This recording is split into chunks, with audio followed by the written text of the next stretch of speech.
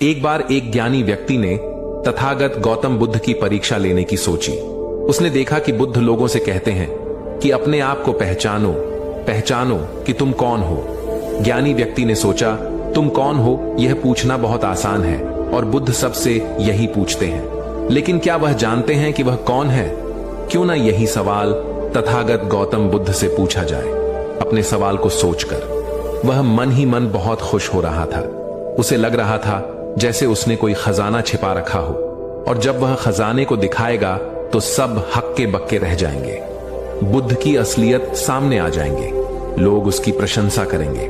वह एक बहुत लंबी यात्रा करके तथागत गौतम बुद्ध के पास पहुंचने के लिए निकला। रास्ते में वह यही सोचता रहा कि वह कैसे बुद्ध के सामने अपना प्रश्न रखेगा। अब से पहले वह कभी बुद्ध से मिला नहीं था। उसने केवल बुद्ध के बारे में सुन रखा था। उसके मन में जिज्ञासा थी कि बुद्ध कैसे दिखाई देते होंगे, इस ज्ञान को प्राप्त हुआ व्यक्ति कैसा दिखता है। फिर उसने निर्णय किया कि वह गौतम बुद्ध से अपना प्रश्न उस समय पूछेगा जब वह भीड़ में होंगे, जब वह लोगों को अपना उद्देश्य दे रहे होंगे, ताकि बुद्ध को बचने का कोई उपाय न रहे। बुद्ध अपने शिष्यों के साथ एक गांव में रुके हुए थे।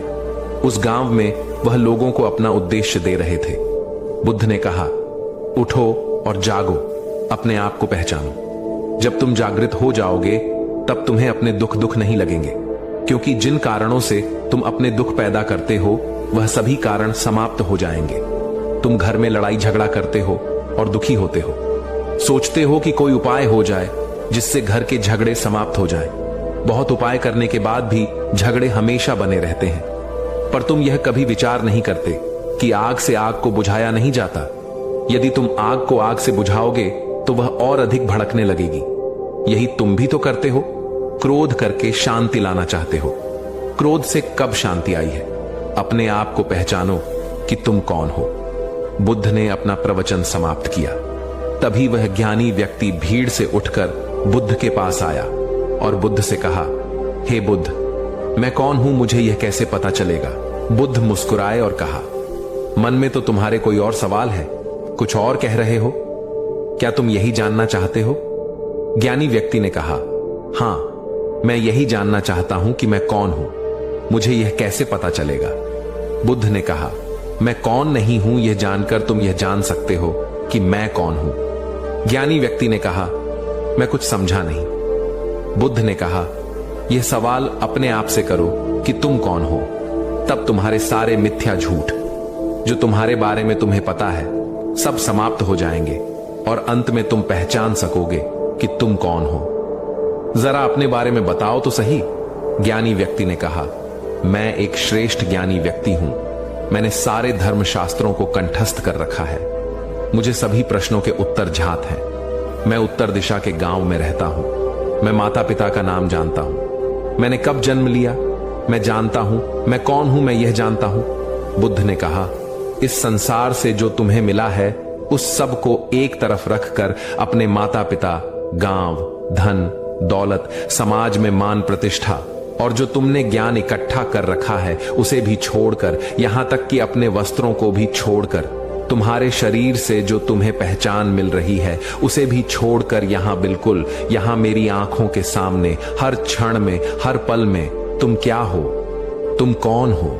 यह सवाल सुनते ही उस ज्ञानी व्यक्ति की आंखों में चमक आ गई। उसे बिल्कुल सही मौका मिल गया बुद्ध से अपना सवाल पूछने का। ज्ञानी व्यक्ति ने कहा, आप बहुत ही गहरी बात कहते हैं। यहां आपके सामने हर पल और हर क्षण में मैं क्या हूं, मैं कौन हूं, इस दुनिया की दी गई पहचान छोड़ने के बाद मैं कुछ नहीं बचता। मैं यह स्वीकार करता हूं कि मुझे अपने बारे में कुछ नहीं पता। मैं नहीं जानता कि मैं कौन हूं और यहां क्या कर रहा हूं। परंतु हे बुद्ध, यही तो मैं आपसे पूछना चाहता हूं। मैंने आज तक आपको देखा नहीं था। आपके भिक्षुओं से, आपके पास लोगों से आपके बारे में बहुत कुछ सुना था, पर आपको देखकर मेरे मन में बहुत सारे सवाल उत्पन्न हो गए हैं। क्या आप मेरे उन सवालों का, उन जिज्ञासाओं का समाधान करेंगे? बुद्ध ने उस ज्ञानी व्यक्ति की ओर देखा और एक प्यारी सी मुस्कान चेहरे पर देते हुए कहा, तुम पूछ सकते हो, मैं तुम्हारा मार्गदर्शन अवश्य करूंगा। यह सुनते ही वह ज्ञानी व्यक्ति भी भीतर से बहुत खुश हुआ। उसका अहंकार चरम पर पहुंच गया। मन ही मन उसने सोचा, आज तो बुद्ध बुरे फंसे। ज्ञानी व्यक्ति ने कहा, आप कौन हैं? मैंने आपके जैसा व्यक्ति अपने जीवन में आज तक नहीं देखा। आपका जो तेज है वह अद्भुत है। क्या आप सर्वशक्तिमान, इस पूरे ब्रह्मांड को चलाने वाले भगवान हैं? आपको देखकर मुझे ऐसा लग रहा है। क्या आप साक्षात ईश्वर हैं, जो हम मनुष्य के बीच अपना परम लोक छोड़कर यहां आए हैं और फिर भी भिखारी की तरह भिक्षा मांगते हैं? उसने बार बार पूछा, आप कौन हैं? बुद्ध ने कहा, नहीं, मैं ईश्वर नहीं हूं। ज्ञानी व्यक्ति ने कहा, तो क्या आप ईश्वर के लोक से कोई है जो यहां प्रकट हुए हैं, जो हमारा कल्याण करने के लिए आए हैं? बुद्ध ने कहा, नहीं, मैं नहीं हूं। ज्ञानी व्यक्ति ने फिर से कहा, तो अवश्य ही आप गंधर्व है जो ईश्वर के संगीतज्ञ हैं, क्योंकि जैसा संगीत आपके चारों ओर भर रहा है, जो शांति आपके चारों ओर बिखर रही है, उसमें एक संगीत उभर रहा है जिसमें आवाज नहीं है और जो बहुत मधुर है। ऐसी शांति, ऐसा दिव्य संगीत आपके चारों ओर उमड़ रहा है। बिना आवाज के आवाज वही पैदा कर सकता है। एक हाथ से बजने वाली ताली वही बजा सकता है। तो अवश्य ही आप ईश्वर के संगीतज्ञ हैं, गंधर्व है। बुद्ध ने कहा, नहीं, मैं नहीं हूं। ज्ञानी व्यक्ति ने फिर से कहा, तो अवश्य ही आप देवताओं के राजा इंद्र हैं, जो मनुष्य रूप में धरती पर विचरण कर रहे हैं। परंतु इंद्र तो स्वर्ग में सुख का उपभोग करते हैं, फिर यहां आप धरती पर क्यों भटक रहे हैं? मुझे लगता है आप अवश्य ही इंद्र हैं। बुद्ध ने कहा, नहीं, मैं नहीं हूं। ज्ञानी व्यक्ति सोच में पड़ गया। फिर उसने कहा, मैं समझ गया, फिर तो आप एक ही हो सकते हैं। आप चक्रवर्ती हैं, वह राजा जो पूरी दुनिया पर राज करता है। आप राजाओं के राजा हैं, आप सम्राट हैं। लेकिन फिर वही बात कि आप सम्राट हो, चक्रवर्ती हो, तो भिक्षा मांग कर क्यों खाते हो? क्यों भिक्षा मांगते घूमते हो? बुद्ध ने कहा, नहीं, मैं वह भी नहीं हूं। ज्ञानी व्यक्ति ने कहा, क्या आप मानव हैं या आप मानव भी नहीं हैं? बुद्ध ने कहा, नहीं, मैं मानव भी नहीं हूं। आप नाराज मत होइए, पर मैं क्या करूं जो मैं हूं ही नहीं? वह मैं कैसे कह दूं कि मैं हूं? वह ज्ञानी व्यक्ति अब क्रोधित हो गया। उसने कहा, तो अवश्य ही आप कोई जानवर होंगे। बुद्ध ने कहा, नहीं, मैं वह भी नहीं हूं। मैं कोई जानवर नहीं, मैं कोई पेड़ नहीं, मैं कोई तना नहीं, मैं कोई जड़ भी नहीं हूं। ज्ञानी व्यक्ति ने क्रोध से कहा, तो फिर आप कौन हैं? आप ही बता दीजिए, मैं यही जानना चाहता हूं। आप जो लोगों को कहते हैं मैं कौन हूं, यह खोजने के लिए क्या आप जानते हैं कि आप कौन हैं? अब आप ही बताएं कि आप कौन हैं। बुद्ध ने कहा, मैं होश हूं, मैं जागृत हूं, मैं जागरण हूं, मैं जागरूकता हूं, मैं केवल शुद्ध रूप से जागरूकता हूं, जैसे कोई आईना जिस पर सब कुछ वैसा ही दिखता है जैसा कि वास्तव में होता है। कोई झूठ नहीं, कोई फरेब नहीं, कोई बनावट नहीं, जो वही है। हर क्षण हर पल में बिल्कुल वही मैं हूं। वही एक स्थिति हूं जो तुम नहीं हो। तुम अंधे हो और मेरी आंखें खुल चुकी हैं, इसलिए मैं वह देख सकता हूं जो तुम नहीं देख सकते। तुम में से हर कोई जागरूकता को प्राप्त हो सकता है, क्योंकि तुम अंधे नहीं हो। तुमने अपनी आंखें इस दुनिया से पाए ज्ञान के कारण बंद कर रखी है। तुम अपनी पहचान इस दुनिया की दी गई आंखों से करते हो, इसलिए कभी जागरूक नहीं हो पाते। ज्ञानी व्यक्ति ने हाथ जोड़कर कहा, आप कौन हैं? बुद्ध ने कहा, मैं कुछ नहीं हूं, केवल जागरूकता, उससे अधिक कुछ भी नहीं।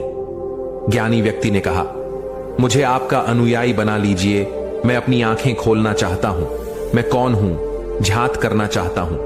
मैं भी कम स्थिति को प्राप्त होना चाहता हूं। जहां केवल जागरूकता होती है, उस व्यक्ति को अपने अज्ञान का आभास हुआ और अपना सारा ज्ञान छोड़कर अज्ञानी हो वह ज्ञान के मार्ग पर चल पड़ा। आइए दोस्तों, गौतम बुद्ध की दिलचस्प और ज्ञानवर्धक दूसरी कहानी शुरू करते हैं।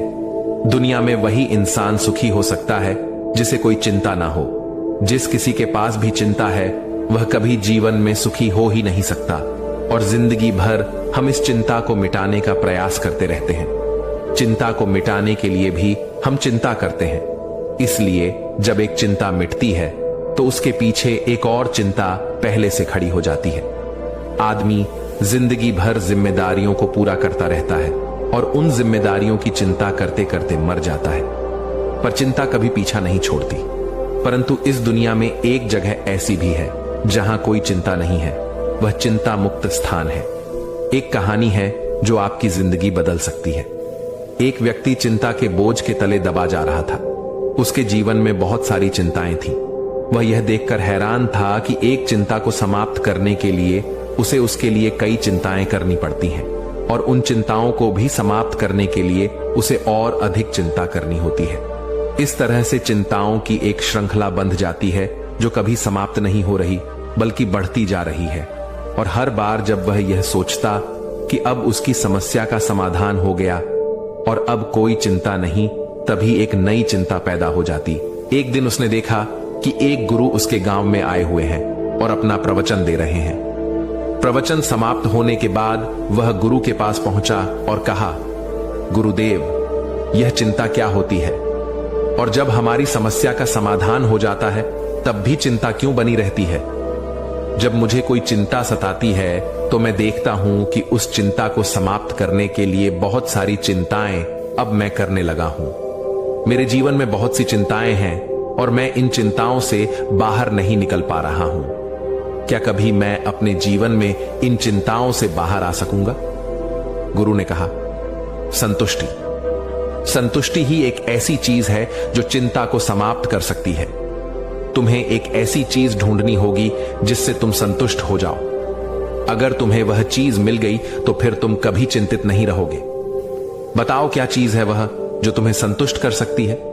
व्यक्ति ने कहा, मैं एक छोटा व्यापारी हूं। अगर मैं इस नगर का एक बड़ा व्यापारी बन जाऊं तो मेरे पास इतना धन होगा कि हर चीज मेरे पास होगी। तब ना चिंता होगी और ना दुविधा। तब मेरे परिवार में जो समस्या चल रही है वह भी समाप्त हो जाएगी और मैं अधिक संतुष्ट होता चला जाऊंगा। गुरु ने कहा, अब जाओ और अपनी संतुष्टि को प्राप्त करो, और जब तक तुम संतुष्ट ना हो जाओ मेरे पास मत आन। या अगर तुम्हें कभी ऐसा लगने लगे कि अब तुम कभी संतुष्ट नहीं हो सकोगे तब मेरे पास अवश्य आना। वह व्यक्ति वापस चला गया। उसने बहुत मेहनत की। धीरे धीरे उसने हर वह चीज प्राप्त की जिससे उसे लगता था कि वह उसे प्राप्त करके संतुष्ट हो जाएगा। 10 वर्ष बीत गए और अब वह उस पूरे राज्य का एक बहुत बड़ा व्यापारी था, पर वह अभी भी संतुष्ट नहीं था। अब उसके जीवन में पहले से ज्यादा चिंताएं थीं। परिवार भी पहले से ज्यादा समस्या से गुजर रहा था। वह उन गुरु को भी भुला चुका था और यह भी कि उसे संतुष्टि प्राप्त करनी थी। वह बस अपनी चिंताओं में ही फंसा रहता। उसे कुछ और सोचने का समय ही नहीं था। वह किसी भी तरह से अपनी चिंताओं से बाहर आ जाना चाहता था, पर उसे कोई रास्ता नहीं दिखाई दे रहा था। एक दिन उसके द्वार पर वही गुरु भिक्षा मांगने के लिए आए। गुरु को देखते ही वह पहचान गया। उनके चरणों में गिरकर उसने कहा, गुरुदेव, आपने मुझे पहचाना? 10 वर्ष पूर्व मैं आपसे अपनी चिंता का समाधान पूछने आया था। आपने कहा था कि इस दुनिया में ऐसी चीज ढूंढो जिससे मैं संतुष्ट हो जाऊं तो चिंता अपने आप समाप्त हो जाएगी। मैं हर वह चीज प्राप्त कर चुका हूं गुरुदेव, जिससे मैं सोचता था कि मुझे संतुष्टि मिलेंगे, पर मैं अभी भी असंतुष्ट हूं और चिंताएं तो पहले से ज्यादा अब मेरे जीवन में है। परिवार में समस्याएं भी पहले से ज्यादा हैं। गुरु ने कहा, यह तो होना ही है। इस दुनिया में चिंता मुक्त वही हो सकता है जो इस दुनिया में उस स्थान को खोज ले जिसे चिंता मुक्त स्थान कहा जाता है। जो भी व्यक्ति उस स्थान पर पहुंचता है उसे फिर किसी भी चीज की चिंता नहीं होती। सारी चिंताएं उसके जीवन से समाप्त हो जाती हैं। व्यक्ति ने कहा, गुरुदेव, वह चिंता मुक्त स्थान कहां है? मुझे बताएं।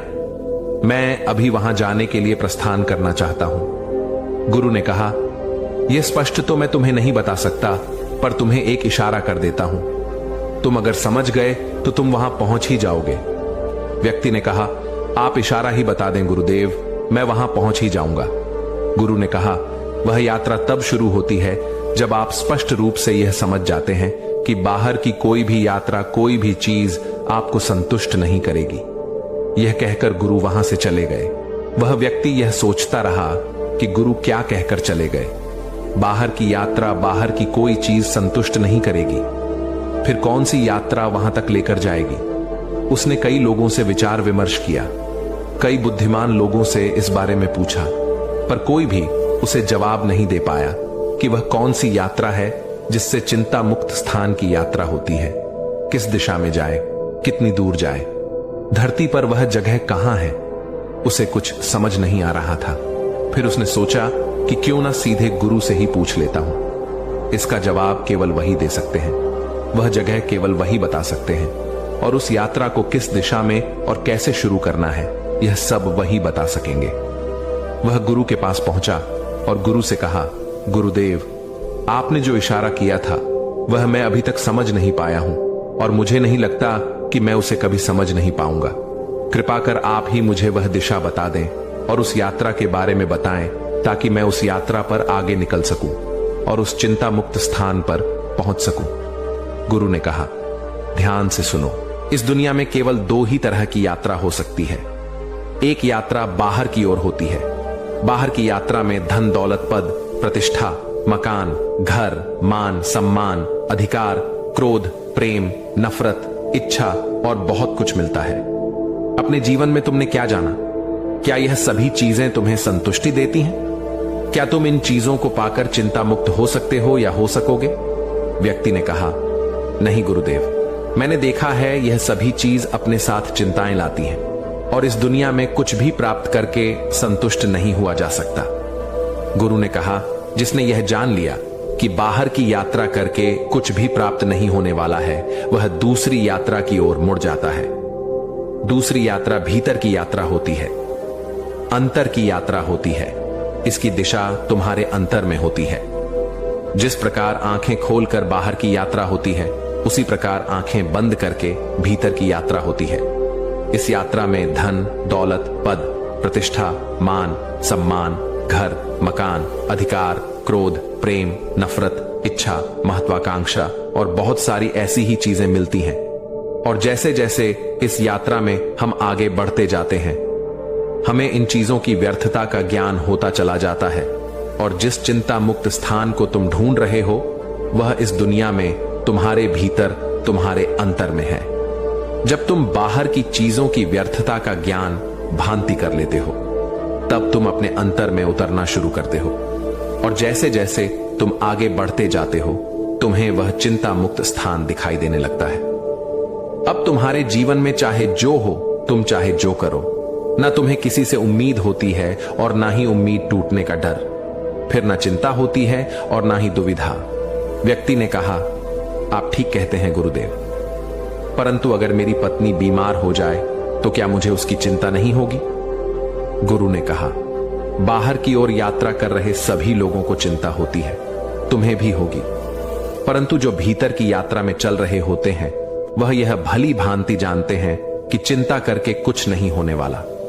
पत्नी का इलाज कराने से वह स्वस्थ हो जाएगी तो वह उसका इलाज कराने पर जोर देगा, ना कि चिंता करने पर। और क्या आज तक कोई चिंता करके किसी को स्वस्थ कर सका है? व्यक्ति ने कहा, गुरुदेव, अगर कोई सगा संबंधी मृत्यु को प्राप्त हो जाए तो उसकी कमी तो अवश्य महसूस होगी, उसके ना होने की चिंता भी हमें होगी। गुरु ने कहा, हमें कमी उसी की महसूस होती है जिसके साथ हम अपना जीवन नहीं गुजार पाते। हम चाहते हैं अपने माता पिता के साथ एक अच्छा समय बिताना, पर हम नहीं बिता सकते क्योंकि हमारे पास बहुत सारी चिंताएं हैं, हमारे पास समय नहीं है। हमें बाहर की दुनिया में बहुत कुछ इकट्ठा करना है, इसलिए ऐसे व्यक्तियों को हमेशा अपने सगे संबंधियों के जाने पर बहुत दुख होता है। उन्हें चिंता होती है कि अब वह उनसे नहीं मिल पाएंगे, जबकि जो अपने अंतर में स्थित होता है, वह सबके साथ जब भी समय मिलता है पूर्ण रूप से उन्हीं के साथ होता है। उसे चिंता नहीं होती, बल्कि वह खुश होता है कि उसने उनके साथ एक अच्छा समय बिताया। उसे किसी के मरने का दुख नहीं होता। व्यक्ति ने कहा, पर गुरुदेव के भीतर की यात्रा शुरू कैसे होती है? गुरु ने कहा, जैसे बाहर की यात्रा शुरू होती है, ठीक वैसे ही भीतर की यात्रा भी शुरू होती है। पहले तुम एक छोटे व्यापारी थे, फिर तुम एक बड़े व्यापारी हुए, फिर तुम और बड़े व्यापारी बने। किसी भी यात्रा को करने के लिए पहला कदम उठाना जरूरी होता है, और भीतर की यात्रा का पहला कदम है आंखें बंद करके अंतर में उठ रहे विचारों को ध्यान से देखना और धीरे धीरे उन विचारों से मुक्त होना। एक बार जब तुम कोशिश करोगे तो तुम्हें रास्ता खुद नजर आने लगेगा। व्यक्ति ने कहा, गुरुदेव, इस यात्रा को पूरा करने में कितना समय लगता है? गुरु ने कहा, यह तुम्हारी इच्छा शक्ति पर निर्भर करता है। इस यात्रा को कुछ पल में भी पूरा किया जा सकता है और इसके लिए पूरा जीवन भी कम पड़ सकता है। पर जिन्हें यात्रा करनी है वह मंजिल की दूरी नहीं देखते, सिर्फ चल पड़ते हैं। व्यक्ति ने कहा, गुरुदेव, मैं बाहर की यात्रा बहुत कर चुका, बहुत कुछ देख चुका बाहर की ओर। अब मैं भीतर की यात्रा में उतरना चाहता हूं और देखना चाहता हूं कि यह यात्रा कैसी है और क्या क्या इस यात्रा में हमें मिलता है। परंतु गुरुदेव, क्या इसके लिए मुझे संसार छोड़कर सन्यासी होना होगा? गुरु ने कहा, नहीं, तुम संसार में रहकर भी अपने भीतर, अपने अंतर में उतर सकते हो। सिर्फ तुम्हारी संकल्प शक्ति मजबूत होनी चाहिए। ऐसा व्यक्ति जो भीतर की यात्रा पर चल रहा है वह बाहर की यात्रा में जो चाहे पा सकता है। उस व्यक्ति को गुरु की बात समझ आ गई। उसने आंखें बंद करके अपने विचारों को देखना शुरू कर दिया। धीरे धीरे उसकी चिंताओं का समापन होने लगा। समस्या अभी भी जीवन में थी, पर अब कोई फर्क नहीं पड़ता था। वह हमेशा समस्या का समाधान ढूंढने पर जोर देता था